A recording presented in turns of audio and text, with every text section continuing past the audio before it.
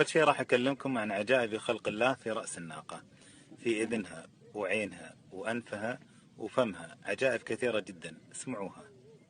شوفوا، رب العالمين أعطاها منخرين، لها قدرة على الانطلاق كليا حتى ما يدخل الغبار ولا الهواء الحار اللي يسبب جفاف القصبة الهوائية. داخل المنخرين جيوب أنفية، وظيفتها إنها تعدل الهواء، إذا كان الهواء حار تخليه بارد، وإذا كان الهواء بارد تخليه حار حتى يوصل للدماغ معتدل.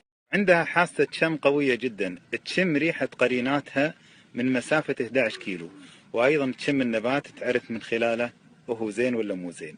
تأملوا في عيونها، سبحان الله، شوفوا أهدابها كثيفة ومتداخلة. ليش؟ حتى تمنع الغبار أنه يدخل، مثل الفخ. سبحان الله العظيم. لها جفون شفافة، سبحان الله العظيم، إذا ثار الغبار تسكر عيونها وتشوف من خلال طبقة خفيفة، تشوف الضوء وهي مسكرة عيونها.